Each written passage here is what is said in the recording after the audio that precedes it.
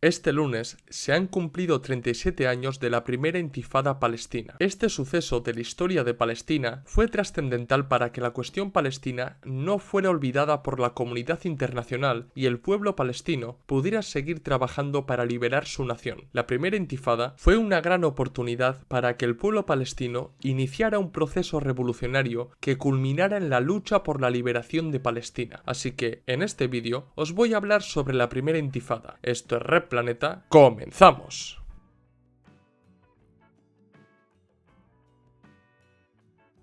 La primera intifada comenzó el 9 de diciembre de 1987, cuando un vehículo militar israelí embistió un automóvil que transportaba trabajadores palestinos cerca del campo de refugiados de Jabalia, en la Franja de Gaza. 4 trabajadores palestinos fallecieron y otros 8 resultaron heridos de gravedad. Esta acción fue la gota que colmó el vaso, pero para llegar a este levantamiento popular había ciertas condiciones materiales que propiciaron la revuelta de los palestinos. Así que vamos a repasar un poco la historia reciente de Palestina. Como bien sabréis, los sionistas proclamaron el Estado de Israel el 14 de mayo de 1948, sobrepasando la línea roja que les impuso la Liga Árabe y provocando la primera guerra árabe-israelí. La coalición árabe intervino en Palestina para evitar que el Estado de Israel se consolidara y continuaran con la Nakba, pero los ejércitos árabes peor equipados, con una enorme desunión y con Jordania pactando con Israel entre bambalinas, no pudieron detener a Israel. Los sionistas acabaron extendiendo el Estado más allá de las fronteras que le había concedido la ONU y acabaron controlando el 78% del ya extinto mandato británico de Palestina, es decir, toda Palestina exceptuando Cisjordania, que quedó bajo dominio jordano, y Gaza bajo dominio egipcio. Las consecuencias directas de la primera guerra árabe-israelí fueron la creación del problema de los refugiados palestinos y que 155.000 palestinos quedaron dentro de las fronteras del Estado de Israel y pasaron a convertirse en árabes israelíes. Los mal llamados árabes israelíes fueron sometidos a un estricto régimen militar e irónicamente los sionistas echaron mano de las regulaciones de defensa de los británicos que se usaron para reprimirles a ellos también durante el mandato británico. Este régimen militar oficialmente duró hasta la Guerra de los 6 días de 1967, en la que Israel volvió a imponerse a una nueva coalición árabe y consiguió ampliar considerablemente sus fronteras. Concretamente, Israel consiguió hacerse con la península del Sinaí de Egipto y con los altos del Golán sirios. En Palestina se hizo con Gaza, Cisjordania y Jerusalén Este. Aunque el régimen militar acabó oficialmente para esa época dentro de las fronteras de Israel, se implantó el mismo régimen militar en los nuevos territorios ocupados y los israelíes cometieron una nueva limpieza étnica conocida como la Naksa, con la que expulsaron a alrededor de 300.000 palestinos. Objetivamente hablando, Israel nunca estuvo más cerca de crear el Gran Israel que en esa época. La Guerra de los 6 días tuvo varias consecuencias para Israel. 1. Esta guerra llamó la atención de Estados Unidos y de las comunidades judías estadounidenses. A partir de 1967, Estados Unidos decidió apoyar a Israel y las comunidades judías estadounidenses experimentaron un proceso de sionización. 2. La derrota sufrida por los árabes revitalizó el nacionalismo palestino y organizaciones como Fatah, Frente Popular para la Liberación de Palestina y, más concretamente, la Organización para la Liberación de Palestina, se convirtieron en organizaciones aceptadas y representativas del pueblo palestino. 3. Con la expansión israelí, los dirigentes sionistas cambiaron su política para con los países árabes y comenzaron a utilizar los territorios ocupados como moneda de cambio de cara a negociaciones con los árabes. Esta actitud fue muy oportunista, porque durante años los sionistas habían defendido la expansión del Estado judío y cuando tuvieron bajo su control nuevos territorios, decidieron usarlos para que los países árabes reconocieran el Estado de Israel y pudieran comenzar un proceso diplomático. A la Guerra de los 6 días le sucedió la conocida Guerra del Yom Kippur, en la que Egipto y Siria trataron de recuperar la península península del Sinaí y los altos del Golán que Israel les había arrebatado en la anterior guerra. La guerra pilló desprevenido a Israel y la sociedad israelí no tardó en echar la culpa a Golda Meir por los fracasos iniciales, lo que allanó el camino para la llegada al gobierno del sionismo revisionista con Menahem Begin. Los resultados de la guerra aún son objeto de debate entre los historiadores, ya que Israel consiguió revertir la caótica situación inicial, pero Egipto consiguió hacerse con la costa este del Sinaí y demostró que Israel no era invencible. Objetivamente, la guerra del Yom Kippur permitió que Egipto e Israel comenzaran una serie de negociaciones para normalizar sus relaciones que condujeron a los acuerdos de Camp David. En virtud de estos acuerdos, Israel entregó a Egipto el Sinaí a cambio de que Egipto reconociera el Estado de Israel. ¿Dónde quedan los palestinos en toda esta cuestión? Pese a las distintas guerras libradas por los países árabes contra Israel, los palestinos de Gaza, Cisjordania y Jerusalén Este continuaron viviendo bajo un estricto régimen militar porque no consiguieron ser liberados por sus aliados. En este punto, los dirigentes sionistas argumentaron y argumentan que la imposición y continuación del régimen militar en Gaza, Cisjordania y Jerusalén Este se debía a actividades terroristas. Pero cuando miramos qué es lo que los sionistas consideraban actividades terroristas, nos daremos cuenta que dentro de estas actividades incluían pintadas en los murales, exhibir la bandera palestina, manifestarse pacíficamente, reuniones multitudinarias de palestinos que eran consideradas como reuniones de células terroristas o simples actos de desobediencia como ignorar a policías, encararse con ellos o responder a la represión con piedras. En cuanto a la diplomacia de los países árabes, y concretamente la de Egipto con Israel, demostró a los palestinos que los países árabes también tenían sus propios intereses y que en ocasiones se usó la cuestión palestina como un catalizador para la unidad árabe en contra de Israel. Los acuerdos a los que llegó Egipto con Israel rompió la unidad árabe y las acciones de las organizaciones palestinas fueron a más para continuar con la lucha por la liberación nacional. En los años 70, la Organización para la Liberación de Palestina, OLP, y, como no, el Frente Popular para la Liberación de Palestina, FPLP, protagonizaron distintas acciones para que la cuestión palestina no fuera olvidada. Como no, estas acciones fueron presentadas por los israelíes y sus voceros sionistas como acciones terroristas. Las acciones armadas palestinas impidieron que la causa palestina cayera en el olvido, pero no consiguieron revertir la situación de los palestinos que vivían en lo que hoy se conoce como territorios ocupados. Como he dicho antes, para que comenzara la intifada, había ciertas condiciones objetivas que propiciaron el levantamiento. El régimen militar impuesto por Israel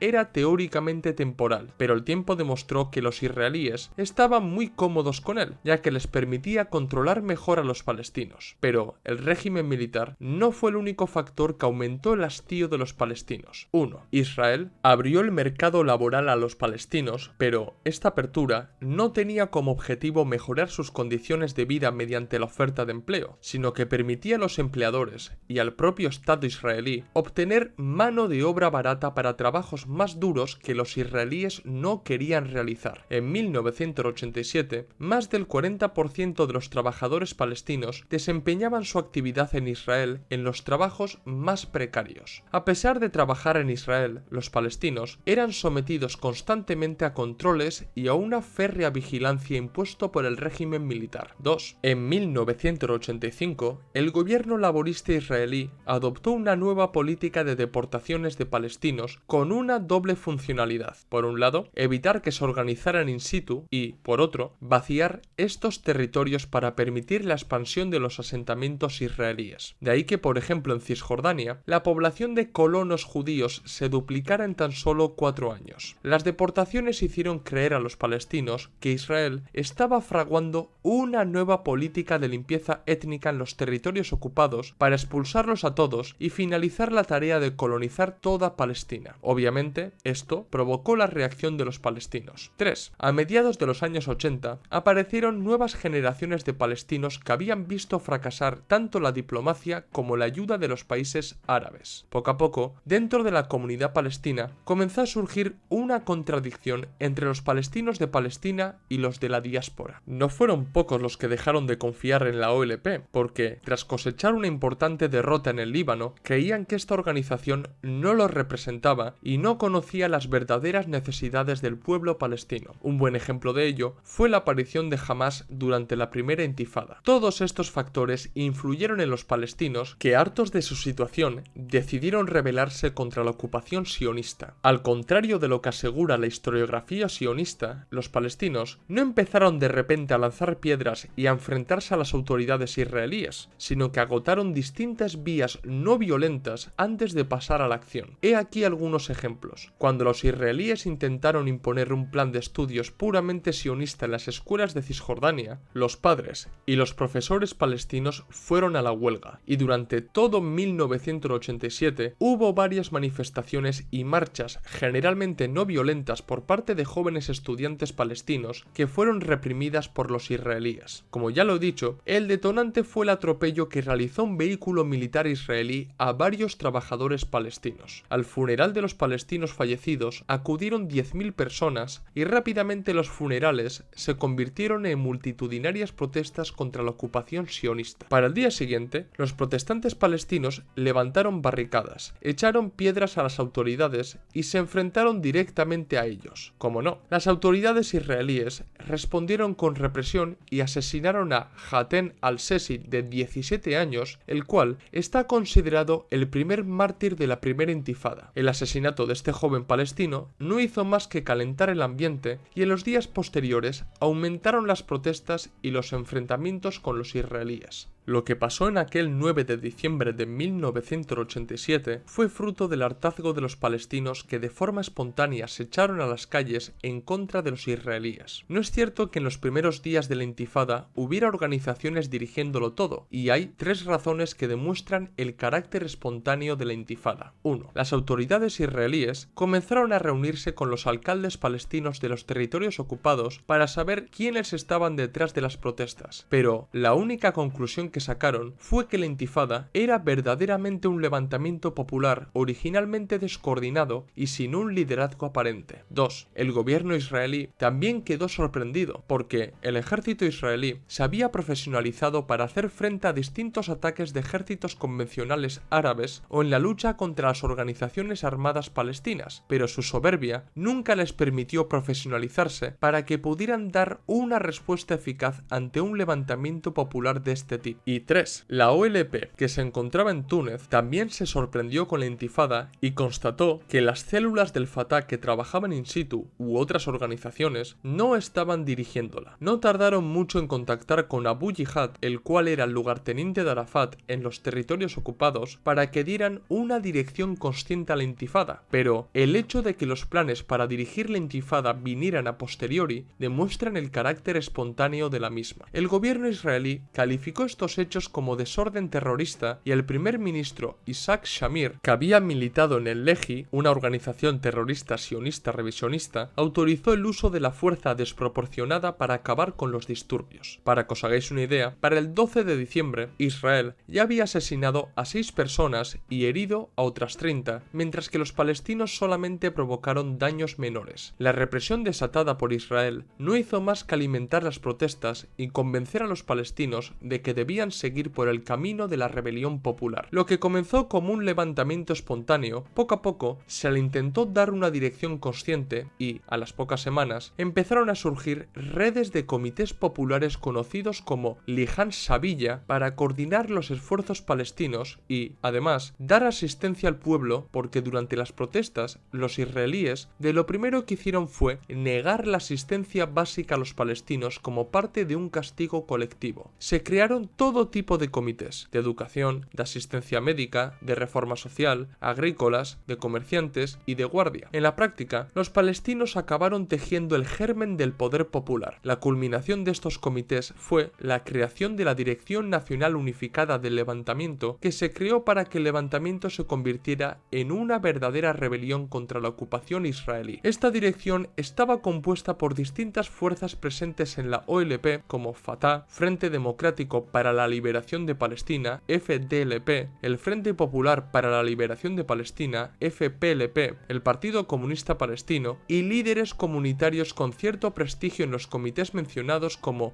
Hanan Ashrabi, Faisal Husseini y Haidar Abdel Shafi. También debo destacar que, como consecuencia de la contradicción surgida entre los palestinos de la diáspora y los que vivían en Palestina, aparecieron nuevos movimientos islámicos como Hamas o la Yihad Islámica que se oponían a la OLP. El fuerte de estos dos movimientos es que habían nacido sobre el terreno y, aunque en 1987 no eran las potentes organizaciones que son hoy, estaban muy conectados con los palestinos que sufrían el régimen militar. Un hecho muy llamativo es que en los primeros compases de la intifada, Hamas emitió un comunicado en el que describía la intifada como un levantamiento islámico bendecido y se distanciaba de la OLP y de los comités populares. En aquel momento, Hamas no consiguió convertirse en una fuerza destacada y no fue hasta tiempo después cuando alcanzó su auge. Esto se evidencia en el hecho de que, a pesar de que Hamas y la Yihad Islámica no formaban parte de la Dirección Nacional Unificada del Levantamiento, colaboraron a nivel local con muchos líderes palestinos. El primer compromiso que adoptó la dirección fue el uso de la fuerza no letal durante la intifada, una estrategia que contrastaba con la apuesta de la OLP por la lucha armada en el exterior. Los líderes de la dirección concluyeron que el uso de armas en la intifada daría a los israelíes el pretexto para una masacre en Gaza, Cisjordania y Jerusalén Este. En lugar de la lucha armada, se adoptaron otros métodos de lucha como las huelgas económicas y políticas, el boicot a los productos israelíes, la no participación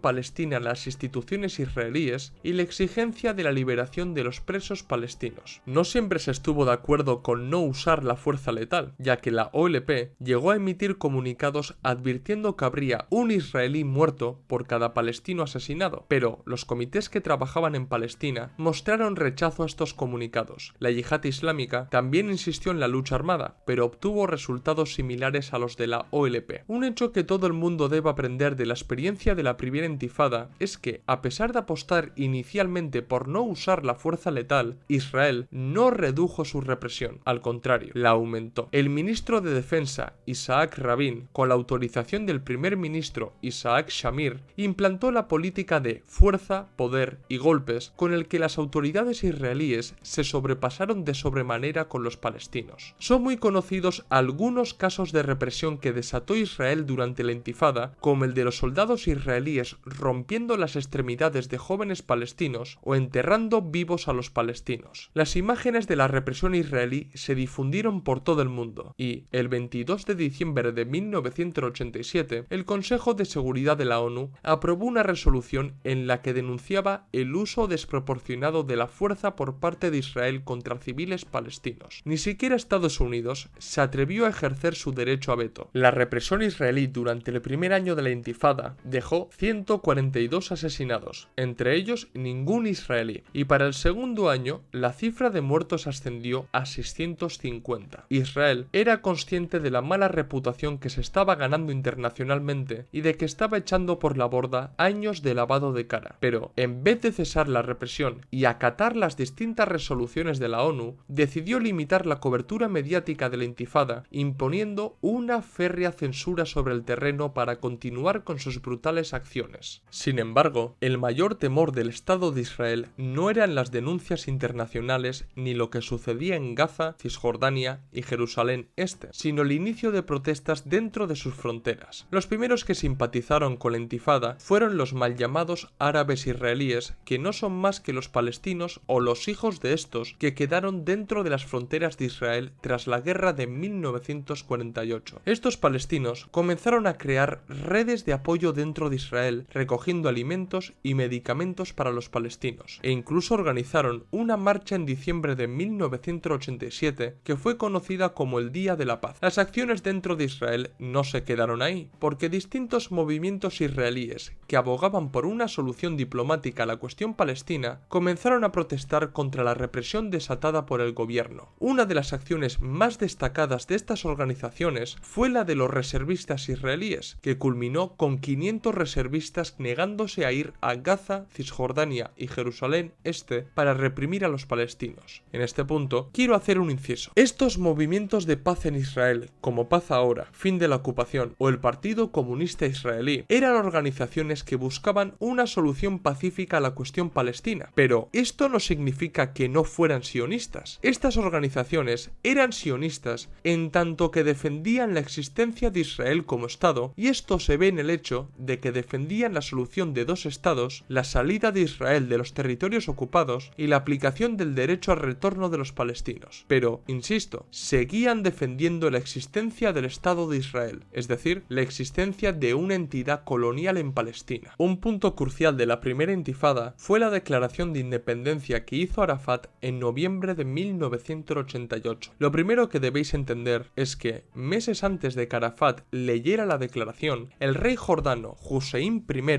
anunció que Jordania y Cisjordania no formaban parte de la misma nación y que Jordania no tenía ninguna clase de soberanía sobre el territorio palestino. Esto echaba por tierra el plan que tenía la alianza israelí-estadounidense de presentar la solución de que Cisjordania volviera a quedar bajo control jordano, por lo que el rey jordano solamente dejó la opción de crear un estado palestino que incluyera Cisjordania. El líder de la OLP actuó en consecuencia y anunció la declaración de independencia de Palestina, y en cuestión de 3 semanas, 50 países reconocieron a Palestina como un país independiente. ¿Qué sucedió con la declaración de independencia que hizo Arafat? Acto seguido, se abrió una brecha dentro del pueblo palestino. Por un lado, los que defendían abrir la vía de las negociaciones diplomáticas y por otro, los que apoyaban continuar con la intifada y que ésta escalara hasta convertirse en una verdadera lucha por la liberación nacional. En resumen, el debate se centraba en cómo conquistar el Estado palestino. Arafat, líder de la OLP, usó su posición dominante para prevalecer la postura de abrir las vías diplomáticas para crear el Estado palestino, y el 14 de diciembre de 1988, durante una sesión especial de la Asamblea General de la ONU en Ginebra, reconoció la existencia del Estado de Israel, propuso la solución de dos estados y rechazó el terrorismo. La intifada cambió la postura histórica de la OLP y Arafat abogó por 3 pasos que debían recorrer junto a la ONU para conseguir el Estado palestino: la celebración de una conferencia de paz internacional, la creación de una fuerza de mantenimiento de la paz de la ONU para supervisar la retirada israelí y la firma de un acuerdo de paz global basado en las resoluciones de la ONU. Existen 2 análisis sobre la decisión que adoptó Arafat. Por un lado, están los que defienden que Arafat actuó de manera pragmática para conseguir el Estado palestino. Objetivamente, lo que dijo Arafat en la ONU sirvió para que Estados Unidos se replanteara su postura sobre la cuestión palestina y viera con buenos ojos una salida pactada al conflicto palestino-israelí. El primer paso fue dejar de lado la política de no hablar con la OLP y anunciar el plan Schultz, que recogía la celebración de elecciones palestinas en los territorios ocupados, la organización de una conferencia internacional y el inicio de un proceso de acuerdos transitorios destinados a resolver la cuestión palestina. Durante los últimos años del mandato de Reagan y durante la administración de Bush padre, aumentaron las críticas a Israel y se condenó la expansión de los asentamientos ilegales en los territorios ocupados. Todo esto condujo a la Conferencia de Paz de Madrid de 1991, a los acuerdos de Oslo de 1993 y a los de Oslo II de 1995. No entraré a explicar y a valorar estos acuerdos en este vídeo porque creo que merece la pena hacer un vídeo específico sobre estas negociaciones y acuerdos. Sin embargo, debo decir que la vía diplomática ha dado como resultado la creación de la actual Autoridad Nacional Palestina, que con el tiempo se ha convertido en una autoridad cipaya y en una traba para la resistencia palestina que aboga por la lucha armada hasta conseguir la liberación nacional. La política pragmática de Arafat consiguió que varios países reconocieran a Palestina como un país independiente, erigió a la OLP como agente político con el que dialogar a escala internacional y consiguió la creación de la Autoridad Nacional Palestina. En aquel momento era difícil prever cuáles serían las consecuencias del camino de Arafat, pero hoy podemos concluir que su pragmatismo no sirvió para alcanzar el objetivo de liberar Palestina del colonialismo sionista y ahogó la intifada con el conformismo y la fe en la vía diplomática. Ahora profundizaré más en esta crítica. Por otro lado, está la crítica de que el pragmatismo de Arafat acabó con el espíritu revolucionario de la intifada. Dentro de esta crítica crítica hay dos subcríticas. Los que critican a Arafat por no vincular el carácter no violento de la intifada a la lucha internacional por los derechos humanos y los que critican a Arafat por no convertir la intifada en un verdadero proceso revolucionario de liberación nacional. Empecemos con los primeros. Un sector del pueblo palestino, entre los que se encuentran activistas pro-palestinos vinculados a ciertas organizaciones de izquierda y de defensa de los derechos humanos, recalcan el carácter no violento de la primera intifada y sus logros iniciales. Esto es completamente cierto. Wendy Perlman estudió en su libro Violencia, no violencia y el movimiento nacional palestino el uso de las armas y el de la violencia no letal por parte de los palestinos en la intifada y concluyó lo siguiente: en 1988 los incidentes con armas de fuego representaron únicamente el 0,16%, en 1989 el 0,24%,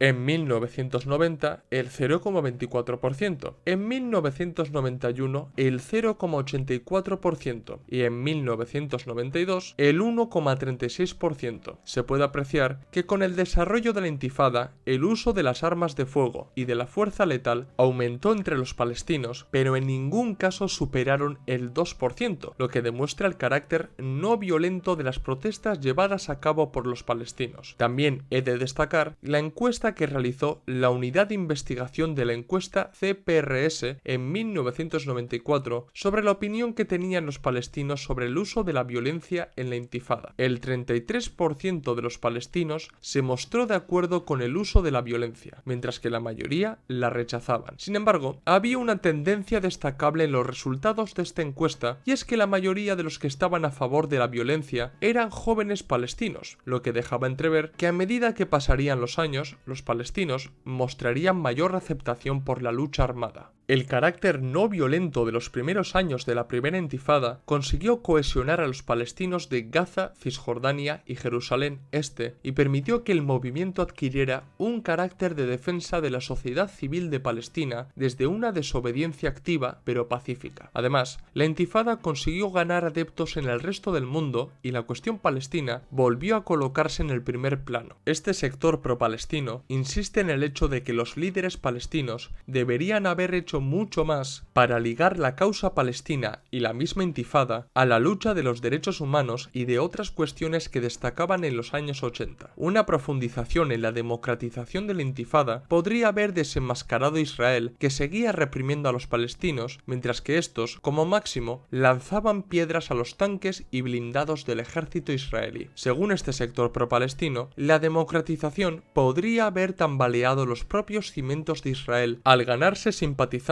incluso dentro de las fronteras de Israel. Otra de las críticas que hacen estos pro-palestinos es que Arafat cometió un grave error al maximizar el papel de Estados Unidos al abrir la vía diplomática para solucionar la cuestión palestina. La declaración de independencia de Arafat y el discurso que dio en la ONU hicieron que Estados Unidos adoptara una postura más moderada hacia Palestina, y esto cegó a las autoridades de la OLP, que vieron que la mayor potencia imperialista dejaba de lado su insistencia en apoyar el sionismo y buscar una solución pragmática no solo para Palestina, sino también para Oriente Próximo. Si algo ha demostrado la historia es que es muy peligroso tener a Estados Unidos como enemigo, pero aún más peligroso es tenerlo como aliado temporal y táctico, porque te puede clavar un cuchillo por la espalda en cualquier momento. La apuesta total por Estados Unidos que hizo Arafat fue contraproducente, porque los propios palestinos pusieron sus ojos en la diplomacia y no en sus propios esfuerzos para, primero, acabar con el régimen militar y posteriormente encaminarse hacia la liberación nacional. Estados Unidos demostró que apoyaría una solución pacífica a la cuestión palestina, pero, evidentemente, dejando a Israel en una buena posición que implicaba el mantenimiento de la opresión sionista sobre Palestina. Y es que Arafat ni siquiera fue consecuente con su apuesta por las negociaciones yendo de la mano de Estados Unidos, porque, por ejemplo, cuando estalló la Guerra del Golfo de 1991, Arafat apoyó a Saddam Hussein contra Kuwait, lo cual no hizo ninguna gracia a Estados Unidos. Ir de la mano de Estados Unidos llevó a los palestinos y a la OLP a la Conferencia de Paz de Madrid y a los acuerdos de Oslo, que no han servido para solucionar la cuestión palestina y sí para violentarla aún más. El otro sector que critica a Arafat y asegura que su apuesta por la vía diplomática mató la primera intifada viene desde los sectores sectores más radicales y nacionalistas de Palestina, como Hamás, y el movimiento comunista internacional no eurocomunista ni oficialista. Ambas críticas coinciden en que la primera intifada fue una gran oportunidad para que el levantamiento se convirtiera en un verdadero proceso revolucionario que podría desembocar en una lucha por la liberación nacional, pero que dicha oportunidad fue desaprovechada. Hamás y el resto de los sectores musulmanes militantes recalcan la importancia del Islam, sobre todo en aquella época, porque con el tiempo Hamás ha experimentado un proceso de palestinización en el que la cuestión nacional ha ganado peso sobre la religiosa. En cuanto al análisis comunista de la intifada, debo comentar lo siguiente. La primera intifada comenzó de manera espontánea y sobre todo desde abajo, es decir, desde el pueblo palestino que vivía en Gaza, Cisjordania y Jerusalén Este. Con el tiempo, las distintas organizaciones existentes intentaron dar una dirección consciente a la intifada, lo que dio lugar a la aparición de distintos comités y de la dirección unificada. En la práctica, los palestinos crearon el germen de un verdadero poder popular que, durante un tiempo, sustituyó al poder de ocupación impuesto por Israel que regía la vida en los territorios ocupados. Siguiendo con lo que decía Lenin y haciendo un símil con el periodo revolucionario ruso, los palestinos crearon un poder dual dentro de los territorios ocupados. La intifada puso a disposición de los palestinos los organismos necesarios para regir la vida política, social e incluso económica, aunque esta última con muchas trabas por parte de Israel, que podrían ser el futuro poder revolucionario de Palestina. La verdadera fuerza de este poder popular residía en que estaba organizado in situ y tenía cierta autonomía respecto a la OLP, que acabó encaminando el proceso a los cauces diplomáticos. La creación de un poder dual es muy importante en cualquier proceso revolucionario porque supone el germen del verdadero poder obrero y popular que, llegado el momento, puede sustituir el poder del Estado democrático burgués. La experiencia histórica de Rusia o de la misma Alemania entre 1918 y 1919 demuestra que, en todo proceso revolucionario, surge la contradicción entre el poder popular creado a través de distintos comités locales y su culminación en una dirección unificada, que debe ser el Partido Comunista como Estado Mayor del proletariado, y las instituciones del Estado. Generalmente, la socialdemocracia inclina la balanza de esta contradicción a favor del poder estatal, lo que lleva a la eliminación del poder popular. Fatah acabó haciéndolo en la primera intifada. Las condiciones existentes en la primera intifada podrían haber hecho posible que los comités creados comenzaran a sustituir en la práctica la ocupación sionista y que la dirección unificada pudiera usar ese poder para lanzar una verdadera insurrección contra el poder colonial sionista. Sin embargo, en el caso palestino esto no ocurrió y, objetivamente, la vía diplomática por la que apostó Arafat acabó con el poder de estos comités. Además, al optar por la no violencia, se descartaba también cualquier insurrección verdadera. La conclusión más evidente de la primera intifada es que fue muy importante para colocar la cuestión palestina en el primer plano en un momento en el que la comunidad internacional la había olvidado y estaba comenzando a normalizar a Israel. La intifada consiguió que se comenzara a trabajar diplomáticamente en la causa palestina y el resultado directo fueron los acuerdos de Oslo. La intifada fue una victoria parcial del pueblo palestino, pero no el camino que se abrió después de ella. Arafat fue testigo de cómo le tomaban el pelo en las negociaciones con los israelíes y estadounidenses, lo que llevó a la segunda intifada, la pérdida de prestigio de la OLP con el auge de Hamás y la recuperación de la lucha armada para liberar Palestina. Tras 37 años de la primera intifada, podemos concluir que fue un proceso muy importante en la historia de la lucha palestina, pero que no terminó de la mejor manera porque se impuso la vía diplomática para llegar a una solución. La primera intifada tenía mucho potencial y demostró que el pueblo palestino nunca se va a doblegar ante la ocupación colonial sionista. ¿Qué os ha parecido el vídeo? ¿Os ha gustado? ¿Os gustaría que continuara con este proceso y os hablara de la farsa que supusieron los acuerdos de Oslo y el comienzo de la segunda intifada? Hacérmelo saber en los comentarios y sugerirme nuevos temas para que trate en futuros vídeos. Dar like si os ha gustado el vídeo, si sois nuevos suscribíos al canal, recordad que en la descripción del vídeo tenéis el enlace de PayPal para donarnos dinero, ayudarnos a crecer y que podamos seguir manteniendo el canal. También tenéis en la descripción del vídeo los enlaces de los documentos y libros que tenemos solamente en Unroad y seguirnos en las redes sociales Twitter, Facebook, Instagram y TikTok, donde subimos nuevo contenido a diario o casi a diario. Esto es todo, nos vemos en el próximo vídeo. ¡Salud, camaradas!